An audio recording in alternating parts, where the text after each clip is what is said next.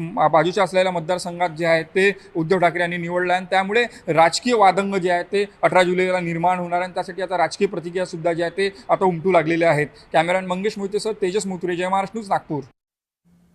तर उद्धव ठाकरेंनी नागपुरात संघ मुख्यालयात नतमस्तक व्हावं, आमदार रवी राणांनी उद्धव ठाकरेंना हा टोला लगावला। हनुमान चालीसा पठण केल्यानं 14 दिवस तुरुंगात टाकलं होतं। आता ठाकरे हनुमान चालीसा हिंदुत्वाची भाषा करताय असा टोला राणांनी लगावला। यासोबत अमरावतीतील हनुमान गडी येथे येऊन हनुमान चालीसा पठण करावी, उद्धव ठाकरे अमरावतीत आल्यास त्यांचा सन्मान करू, त्यांच्यासोबत हनुमान चालीसा वाचू असंही राणांनी म्हटलंय।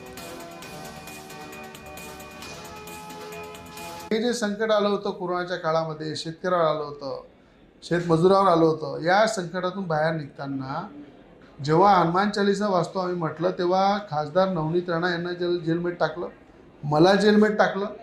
14 दिवस राजद्रोहाचा गुन्हा दाखल करून हनुमान चालीसा म्हणतो म्हणून जेलमध्ये टाकणे, राम भगवंताचा विरोध करणे, हनुमान चालीसाचा विरोध करणे आणि आज खऱ्या अर्थानं ते स्वतःचं शुद्धीकरण करत आहे।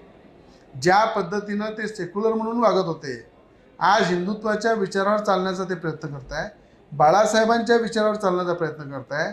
बाळासाहेबांचे विचाराचे आमदार जेव्हा त्यांना सोडून गेले, खासदार सोडून गेले, तेव्हा त्यांना लक्षात आलं की बिना राम बिना हनुमान बिना काही होऊ शकत नाही, म्हणून आज त्यांना जे त्यांचं शुद्धीकरण होत आहे।